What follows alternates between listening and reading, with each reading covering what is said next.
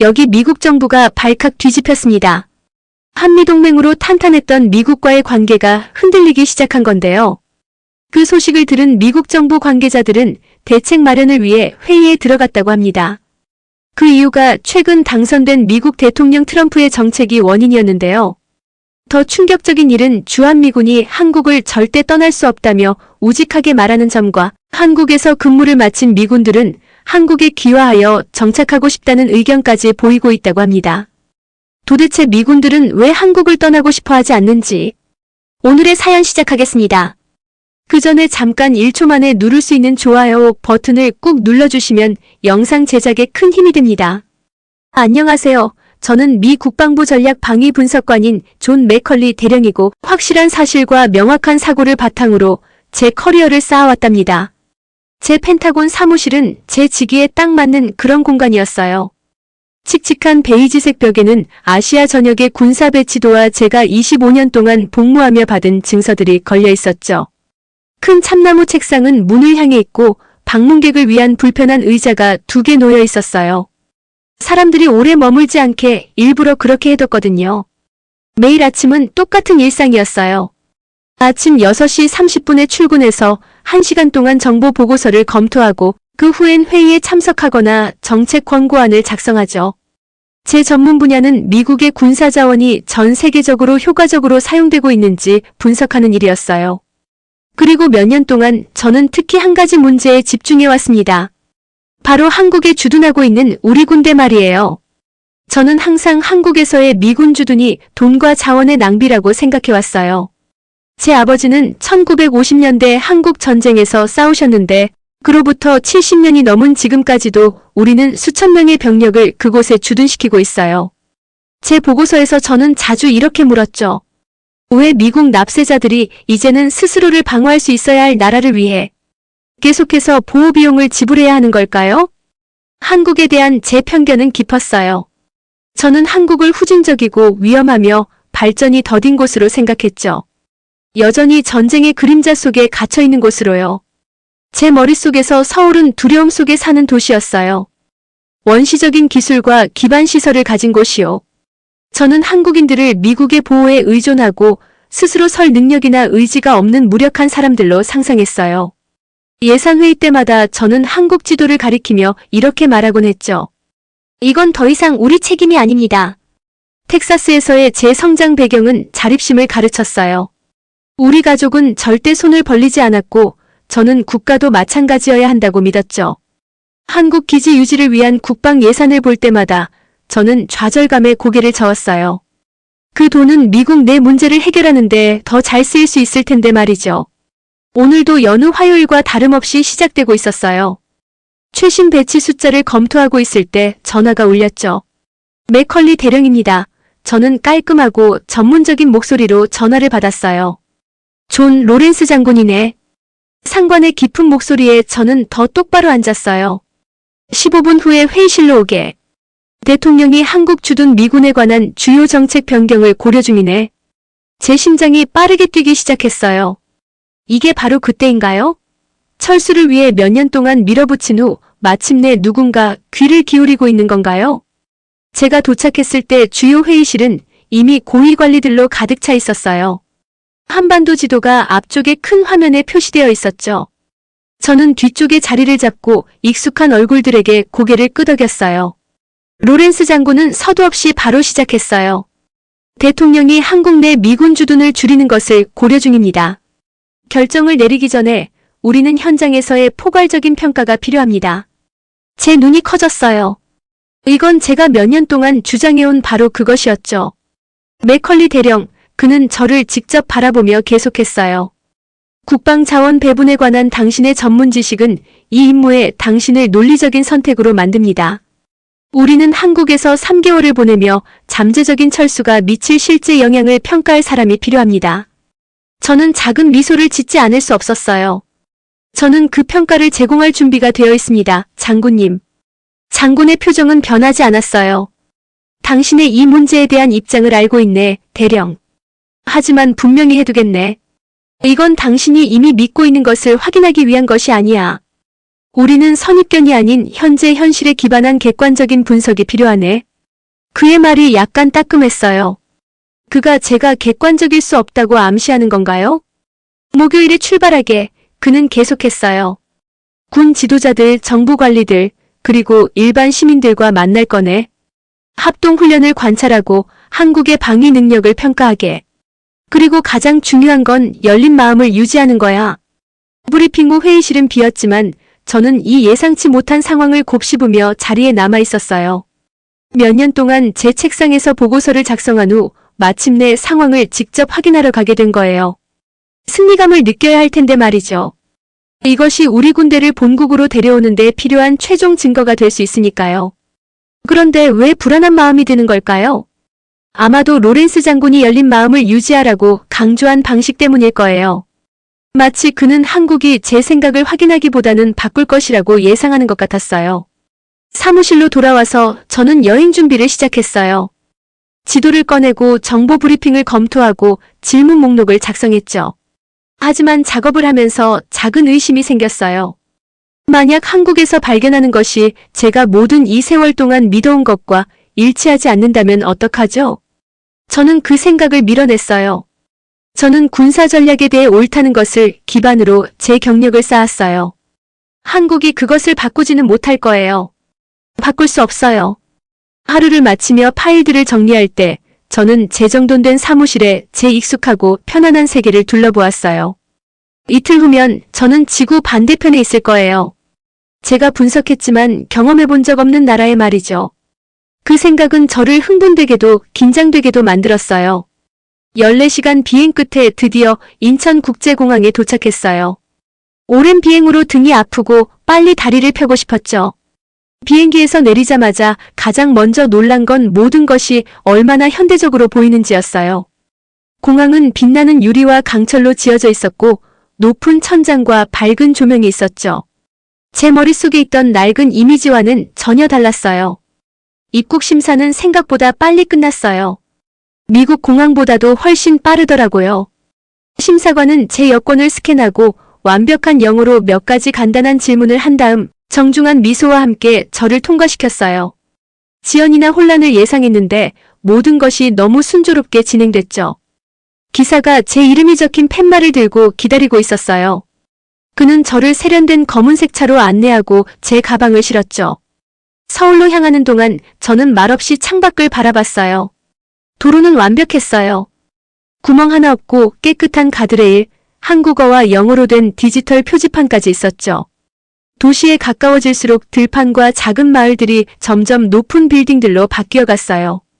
처음 한국 오셨습니까, 손님? 그 기사가 백미러로 저를 힐끗 보며 물었어요. 저는 고개를 끄덕였어요. 네. 군사 업무로 왔습니다. 그가 웃었어요. 많은 미국 사람들이 한국을 아직도 메시 같을 거라고 생각하더라고요. 지금은 많이 달라졌어요. 메시라는 한국 전쟁을 배경으로 한 오래된 TV 프로그램을 언급한 것을 알아차렸어요. 그 말이 맞았어요. 저도 그런 옛날 이미지에 가까운 모습을 기대했거든요. 하지만 창밖의 현실은 전혀 다른 이야기를 들려주고 있었죠. 서울이 지평선에 나타났어요. 마천루와 다리로 가득한 거대한 도시였죠. 한강이 도시를 가로지르며 햇빛을 반사하고 있었어요. 다른 아시아 도시들에서 봤던 혼란과 달리 차들은 질서정연하게 차선을 따라 움직이고 있었죠. 제 호텔은 강남이라는 지역에 있었는데 몇 년 전에 유명했던 그 노래 때문에 조금 들어본 적 있는 지역이었어요. 호텔방은 작지만 효율적이었고 숨이 막힐 정도로 아름다운 도시 전망이 보였어요. 저는 바로 노트북으로 인터넷 속도를 테스트해봤는데 결과를 보고 놀라서 휘파람을 불었어요. 집에서 쓰는 것보다 3배나 빨랐거든요. 로렌스 장군에게 도착했다는 짧은 이메일을 보내고 시차로 인한 피로 때문에 침대에 쓰러져 몇 시간 동안 잠들었어요. 아침이 밝아오자 햇빛과 함께 낯선 외국 도시의 소리가 들려왔어요. 샤워와 아침 식사를 마친 후 한국 측 담당자를 만나기로 한 로비로 내려갔죠. 로비에는 깔끔한 군복을 입은 남자가 서 있었어요. 저보다 키는 작았지만 확실한 자신감이 느껴졌어요. 맥컬리 대령님, 그가 앞으로 나와 손을 내밀며 말했어요. 저는 박진호 대령입니다. 한국에 오신 것을 환영합니다. 그의 악수는 단단했고 영어는 완벽했어요. 그의 군복에 달린 리본과 메달들이 눈에 띄었죠. 상당한 전투 경험을 가진 고위 장교임이 분명했어요. 감사합니다. 박 대령님, 저는 대답했어요. 제가 머무는 동안 도움 주셔서 감사합니다. 진호라고 불러주세요. 그는 눈까지는 미치지 않는 미소를 지으며 말했어요. 미국 군대가 아직도 한국에 필요한지 평가하러 오셨다고 들었습니다. 흥미로운 임무네요. 그의 말투에서 뭔가 불편함이 느껴졌어요. 소문이 빨리 퍼진 것 같았어요. 저는 정보를 수집하고 객관적으로 보고하기 위해 왔습니다. 저는 로렌스의 지시대로 말했어요. 진호가 고개를 끄덕였어요. 그럼 필요한 모든 것을 보여드리겠습니다. 오늘은 꽉 찬 일정이 있습니다. 우리의 첫 번째 목적지는 서울 외곽의 군사지휘센터였어요. 이 시설은 지하에 있었고 여러 겹의 보안장치로 보호되고 있었죠. 안에서는 한국 군인들이 북한의 움직임, 기상 패턴, 병력 위치 등에 관한 실시간 정보를 벽면 크기의 화면으로 모니터링하고 있었어요. 이 센터는 전적으로 한국 엔지니어들이 설계하고 건설했습니다. 진호와 우리가 걸으면서 설명했어요. 10년 전만 해도 우리는 미국 시스템에 의존했지만 오늘날 우리는 일부 분야에서 실제로 더 발전된 자체 기술을 개발했습니다. 저는 놀라움을 감추려고 했어요. 그 시스템들은 정말 인상적으로 보였어요. 미국에서 본 일부 지휘센터보다 더 통합적이고 반응이 빨랐죠. 다음으로 우리는 한국과 미국 군인들이 도시 전투 시나리오를 연습하는 합동훈련을 지켜봤어요. 저는 미국인들이 한국 동료들보다 더 뛰어난 성과를 보일 것이라고 예상했지만 그렇지 않았어요. 한국 군인들은 정확하고 자신감 있게 움직이며 효과적으로 의사소통하고 목표를 빠르게 완수했어요. 당신네 병사들은 잘 훈련되어 있군요. 저는 진호에게 인정했어요. 그래야죠. 그가 대답했어요. 우리가 서 있는 이곳에서 불과 35마일 떨어진 곳에 실제 위협이 있으니까요. 우리에게 이건 단순한 연습이 아닙니다. 그날 저녁 진호는 저를 전통 한국 식당으로 데려갔어요. 테이블에는 제가 알아보지 못하는 작은 음식 접시들이 가득했죠. 저는 진호가 각 요리를 인내심을 갖고 설명하는 동안 어색하게 젓가락 사용을 시도했어요. 내일은 우리 방위 산업시설을 보여드릴게요. 그가 식사 중에 말했어요. 그러면 중요한 것을 이해하실 수 있을 거예요. 뭐죠? 저는 마침내 김치 한 조각을 집어올리면서 물었어요. 진호가 제 눈을 똑바로 쳐다봤어요. 미국은 전쟁 후 우리가 일어서도록 도와줬습니다, 대령님. 우리는 그것에 감사하죠. 하지만 이제 우리는 보호자와 피보호자가 아닌 동등한 파트너로서 함께 서 있습니다. 그것이 많은 미국인들이 이해하지 못하는 차이점입니다. 호텔방으로 돌아와 저는 제가 본 모든 것을 생각하며 잠을 이루지 못했어요. 눈앞의 한국은 제 보고서 속의 한국과 맞지 않았거든요. 제 확신이 조금씩 흔들리기 시작했어요. 노트북을 열고 메모를 시작했죠. 객관적인 태도를 유지하기로 결심했어요. 창밖으로 서울은 수백만 개의 불빛으로 빛나고 있었어요. 마치 잠들지 않는 도시 같았죠. 저는 한국으로 이 경계를 넘는 것이 단순히 태평양을 가로지르는 여행 이상의 의미를 가진다는 것을 깨달았어요. 그것은 제가 알고 있다고 생각했던 모든 것에 도전하는 현실로 들어가는 것을 의미했죠. 시험은 이제 막 시작되었을 뿐이었어요. 한국에 온 지 3주가 지나면서 저는 일상이 생겼어요. 매일 아침 호텔방에서 깨어나 서울의 스카이라인 너머로 떠오르는 해를 바라보고 또 다른 발견의 하루를 준비하고 있었죠. 제 노트북은 점점 더 이전의 제 생각과 맞지 않는 관찰 내용으로 채워지고 있었어요. 오늘 밤 이 메모들을 검토하고 있을 때 전화에 경고 메시지가 울렸어요. 긴급 상황입니다. 즉시 지휘센터로 와주세요. 진호의 문자였어요. 재킷과 신분증을 잡으며 심장이 빠르게 뛰었어요. 밖에는 엔진이 돌아가는 군용 차량이 기다리고 있었죠. 운전사는 우리가 서울의 야간 거리를 빠르게 달리는 동안 아무 말도 하지 않았어요. 이상하게도 도시는 평온해 보였어요. 혼란도 사이렌 소리도 저를 도시 반대편으로 급하게 달리게 하는 그 긴급 상황의 징후도 보이지 않았죠. 첫 주에 방문했던 지하 지휘센터에 도착했어요. 안의 분위기는 긴장되어 있지만 통제된 상태였죠. 수십 명의 장교들이 빠른 한국어로 대화하며 여러 부서 사이를 목적을 가지고 움직이고 있었어요. 진호가 저를 발견하고 큰 중앙 디스플레이로 손짓했어요. 북한이 예고 없이 미사일 시험을 했습니다. 그는 화면에서 깜빡이는 빨간색 궤적을 가리키며 설명했어요. 국제 수역에 떨어졌지만 경고 없이 우리 영공을 통과했어요. 한국 군대의 대응이 펼쳐지는 모습을 저는 흥미롭게 지켜봤어요. 혼란도 소리 지름도 없었어요. 그저 잘 훈련된 작전이 진행 중이었죠. 레이더 기지들이 미사일의 경로를 추적하고 있었어요. 전투기들이 북부 국경을 순찰하기 위해 긴급 출동했죠. 사이버팀이 전자신호를 분석하고 있었고요. 마치 모든 사람이 자신의 스텝을 완벽하게 알고 있는 복잡한 춤을 보는 것 같았어요. 워싱턴에 알려야 하지 않을까요? 저는 아무도 미군에 연락하는 것 같지 않아 놀라서 물었어요. 진호가 저에게 아는 듯한 표정을 지었어요. 우리는 이런 유형의 사건에 대비한 시스템을 이미 갖추고 있습니다. 물론 펜타곤에 보고서를 제출하겠지만 이건 우리에게는 일상적인 일이에요. 일상적이라고요? 저는 충격을 받았어요. 미사일 발사가 일상적이라고요? 이게 우리의 현실입니다. 맥컬리 대령님. 그가 조용히 말했어요. 작은 도발들은 당신의 정보 보고서가 제안하는 것보다 더 자주 일어납니다. 우리는 대부분 스스로 처리하죠. 저는 몇 시간 동안 작전을 지켜봤어요. 가장 인상적이었던 건 한국 지휘관들이 미국의 도움을 한 번도 요청하지 않고 대응을 조율하는 방식이었어요. 그들의 시스템은 정교했고 인력은 고도로 훈련되어 있었죠.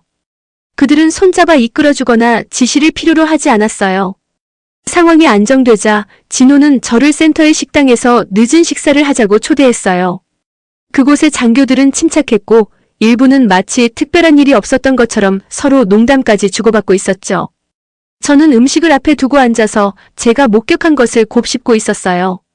깊이 생각하고 계시네요. 진호가 관찰했어요.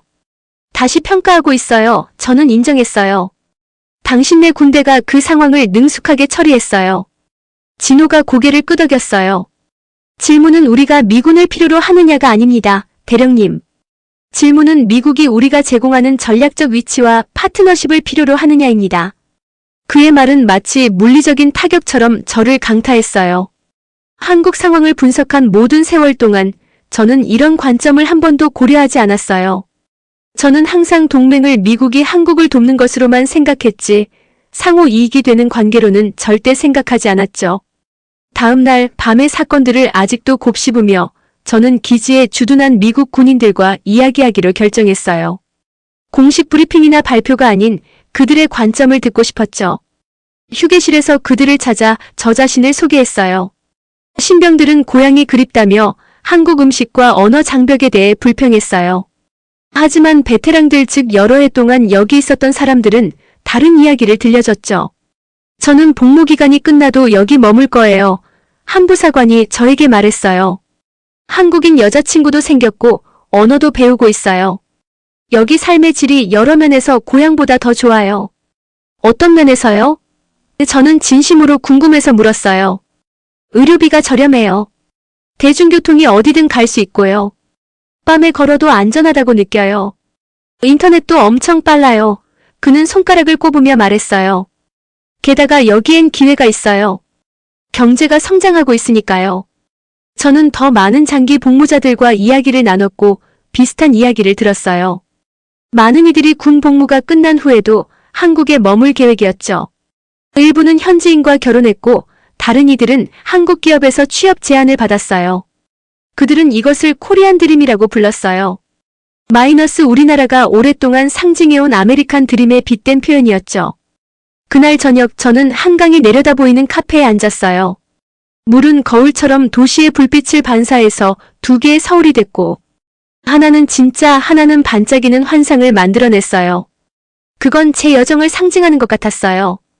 제가 알고 있다고 생각했던 한국은 그저 거리와 선입견으로 왜곡된 반사일 뿐이었어요. 진짜 한국은 완전히 다른 모습이라는 것이 증명됐죠. 노트북을 열고 워싱턴에 보낼 보고서 초안을 작성하기 시작했어요. 제 손가락이 키보드 위에서 망설였어요. 제가 지금 쓰려는 것은 수년간 제가 말해온 모든 것과 모순될 거예요. 분석가로서의 제 평판, 펜타곤에서의 제 위치, 모두가 이 새로운 결론으로 인해 영향을 받을 수 있었죠. 하지만 증거는 압도적이었어요. 한국은 미국에게 부담이 아니라 소중한 파트너예요. 동맹은 구시대적인 게 아니라 진화하고 있는 거였죠. 철수는 양국의 해가 될 전략적 실수일 것이었어요. 깊게 숨을 들이쉬고 타이핑을 시작했어요. 진실은 제 자존심보다 더 중요했죠. 글자들이 화면에 흘러나오면서 저는 어깨에서 무게가 들리는 것을 느꼈어요. 이 시련에 맞서 얻은 보상은 단지 새로운 지식만이 아니었어요. 그것은 지적 정직함이었죠. 강력한 증거에 직면했을 때 제 생각을 바꿀 수 있는 자유였어요. 제가 작업하는 동안 태양이 서울 위로 지고 도시의 긴 그림자를 드리웠어요. 초안을 마칠 때쯤 맑은 밤하늘에 별들이 보이기 시작했죠. 내일 로렌스 장군에게 보내기 전에 한 번 더 검토하리라는 걸 알면서 문서를 저장했어요. 제 자신의 편견에 맞서는 시련은 예상치 못한 보상으로 이어졌어요. 바로 명료함이었죠. 수년 만에 처음으로 저는 한국 상황에 대한 제 평가에 확신을 가졌어요. 하지만 그것은 먼 거리에서의 분석이 아닌 직접적인 경험에 기반한 확신이었어요. 노트북을 닫고 다시 한번 도시를 바라봤어요. 서울은 더 이상 저에게 낯설게 느껴지지 않았어요. 이 3주 동안 어느 순간에 그곳은 친숙해졌고 거의 편안해졌어요. 새벽 3시 17분 전화벨 소리에 잠에서 깜짝 놀랐겠어요. 밝게 빛나는 화면에는 워싱턴에서 온 보안 통화가 표시되어 있었죠. 눈을 비비며 전화를 받았어요. 맥컬리 대령입니다. 우리 사이에 수천 마일이 떨어져 있음에도 로렌스 장군의 목소리는 비현실적으로 또렷했어요. 당신의 보고서가 도착했네. 침대에서 벌떡 일어났어요. 갑자기 완전히 깨어버렸죠. 서울의 스카이라인이 창밖에서 반짝이고 있었어요. 어두운 하늘을 배경으로 한 별자리 같은 불빛들이요. 12시간 전에 보고서를 보냈는데 이제 진실의 순간이 왔네요. 네, 장군님, 목이 마른 채로 대답했어요. 꽤 큰 파장을 일으키고 있어. 로렌스가 계속 말했어요. 대통령이 자네 조사 결과를 바탕으로 철수 결정을 연기했네. 합참의장들이 자네에게 직접 듣고 싶어해. 자네 시간으로 8시에 화상회의 준비 가능한가? 네, 장군님. 머릿속이 복잡해지며 반복해서 대답했어요. 전화를 끊은 후에도 다시 잠들 수 없었어요. 창가에 서서 도시가 서서히 깨어나는 모습을 지켜봤죠. 노점상들이 카트를 세팅하고 있었어요. 이른 아침 조깅하는 사람들이 한강 근처 산책로를 달리고 있었고요. 사람들이 하루를 시작하면서 아파트 건물들에 불이 켜지기 시작했어요. 4시간 후 군사기지의 보안실에 앉아 큰 화면을 마주하고 있었어요. 미국 최고 군사 지도자들의 얼굴이 저를 바라보고 있었죠. 그들은 질문을 연이어 쏟아냈어요. 맥컬리 대령, 당신은 15년 동안 철수를 주장해왔습니다. 무엇이 당신의 생각을 바꿨나요? 당신의 보고서는 한국 군사기술이 일부 분야에서 미국 시스템을 능가하고 있다고 언급했습니다. 자세히 설명해 주시겠습니까? 우리 군인들 사이에서 이 코리안 드림 현상, 이게 광범위한 건가요? 각 질문에 신중하게 대답하며 제가 보고 배운 것들을 나눴어요. 미사일 사건과 한국 군대가 어떻게 대처했는지 설명했죠. 제가 관찰한 첨단 기술들에 대해 이야기했고요. 복무 기간이 끝난 후에도 한국에 머물기로 선택하는 미국 군인들에 대해서도 말했어요. 여러분, 화면의 각 얼굴을 바라보며 말했어요. 저는 한국에 대해 잘못 알고 있었습니다. 우리는 단순히 그들을 보호하는 것이 아닙니다. 중국이 날마다 더 강력해지는 지역에서 중요한 위치를 유지하고 있는 겁니다. 한국은 자선 케이스가 아니라 우리의 파트너입니다. 제 오래된 신념에서 돌아오는 길은 쉽지 않았어요. 일부 장교들은 제 마음의 변화를 존중했죠. 다른 이들은 제가 한국 호스트들에게 영향을 받았다고 시사했어요. 한 장군은 노골적으로 제가 현지인이 되었는지 의문을 제기했고요. 저는 단호하게 대응했어요. 사실이 스스로 말해주니까요. 회의가 끝난 후 기지를 걸으며 제 여정에 대해 생각했어요. 미국과 한국 군인들이 아침 햇살 아래에서 함께 운동하고 있었죠.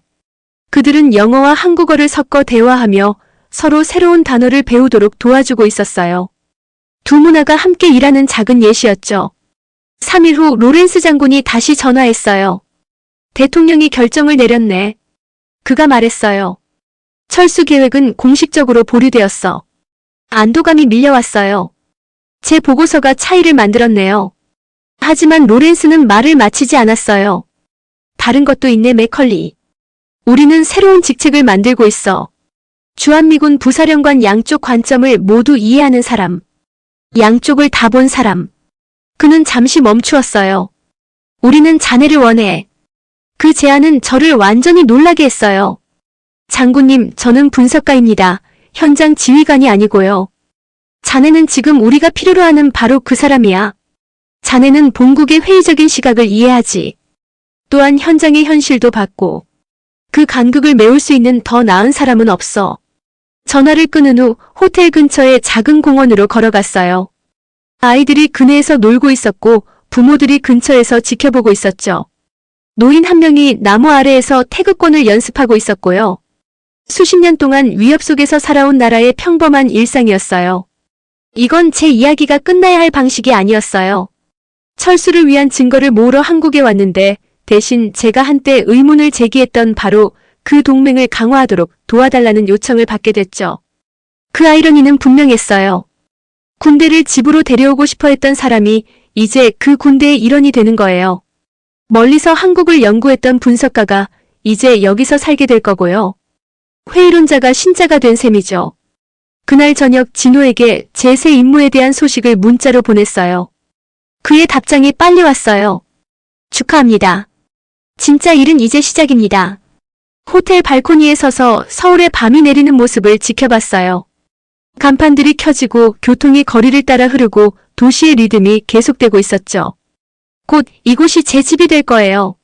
아파트를 찾고 기본적인 한국어를 배우고 한때는 그렇게 낯설게 보였던 이 문화를 이해해야 할 거예요. 워싱턴에서 온 업데이트로 전화가 울렸어요.